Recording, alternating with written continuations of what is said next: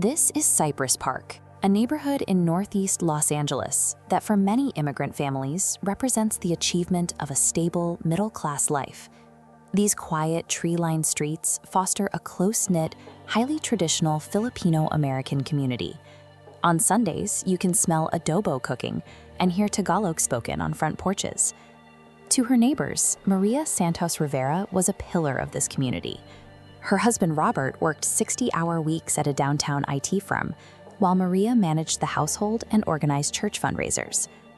But the traditional expectations that kept their home immaculate also left Maria feeling invisible. While Robert focused on providing financial security, their marriage drifted into a partnership of logistics. After 15 years, Maria felt more alone in her beautiful home than she ever had in the modest Manila neighborhood where she was raised. By 38, she had spent years burying her own needs for emotional connection. That hunger to feel desired and appreciated by someone, anyone, left her susceptible to attention from the house 3 doors down. Dylan Cooper was 24, unemployed, and living back in his childhood bedroom. He was aimless, dropping out of community college and losing his apartment after failing to pay rent. When Dylan began stopping to chat with Maria while she watered her lawn, he offered something she hadn't experienced in years. He really looked at her. He asked questions about her life that went beyond the kids' schedules or the household budget. Maria convinced herself she was just being a good neighbor. She didn't see the romantic dimension he was projecting. That line was crossed in late March. Sitting in her living room, Dylan leaned in and kissed her, and Maria kissed him back. It was a decision born from a moment of vulnerability, but it initiated a long sequence of hidden choices that would slowly close off every safe exit from the relationship. For the next 8 months, Maria managed a double life with enough discipline to ensure her family never suspected a thing. She created a secondary email account, disabled her phone's location services, and communicated primarily through encrypted apps that auto-deleted their messages every 24 hours. In case Robert ever glanced at her phone, she saved Dylan's number in her contacts under the female name Rachel. Their physical encounters were timed to narrow windows of opportunity, after the bus picked up the children, but hours before Robert returned from his long commute. She even varied the days they met to avoid drawing the attention of neighbors. While Maria focused on keeping her secret, Dylan began detaching from reality. He grew increasingly volatile and possessive, treating her husband as a rival and obsessively planning for a future where Maria would leave her family for him. The very secrecy Maria used to protect her family also isolated her.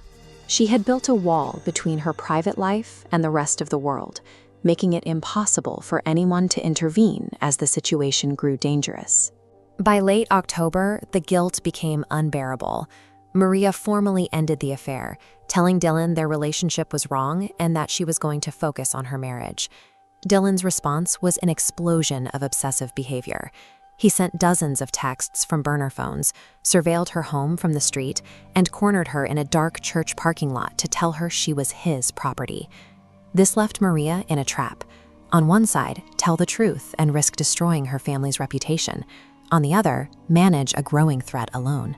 Fearing cultural shame, she chose silence, blocking his numbers, hoping his obsession would burn out.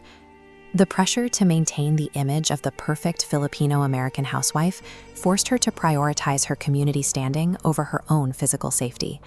On the morning of December 10th, Dylan arrived at the Rivera house while Robert was at work and the children were at school. Maria made a final calculation.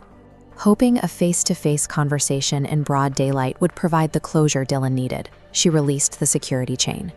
Dylan entered the house under an apologetic facade, but once the door was closed, his demeanor shifted to rage. When Maria stood her ground and told him once more to leave her alone, he grabbed a knife from her kitchen block. Her final attempt to manage her secret in private left her without any defense. Dylan stabbed Maria 17 times, leaving her to die alone on the white tile floor she had mopped the day before. After the attack, Dylan spent 20 minutes staging the scene to look like a random residential burglary, dumping out drawers and taking Maria's laptop and jewelry before fleeing. LAPD detectives weren't fooled. The extreme violence of the attack suggested a deep personal connection between the killer and the victim. The investigation quickly led to the digital footprints Maria had used to manage the affair. Forensics accessed her phone and discovered the Rachel contact and the thousands of messages detailing Dylan's escalating threats. The trail of data she created to protect her secret provided the evidence detectives used to build their case. Within 24 hours of finding her body, police were at Dylan's door with a search warrant. The aftermath dismantled both families. Robert and his children were forced to move, unable to bear the memories of the house. The affair Maria died trying to hide was broadcast across every local news station during Dylan's trial. It is a fact that Dylan Cooper alone is responsible for this murder. He made the premeditative choice to take a life when rejected. But the tragedy also highlights a devastating cost. The family Maria tried so hard to protect from shame was ultimately dismantled by the violence she had hoped to manage alone. Choosing to protect our image over our safety can cut us off from the people who might actually be able to help.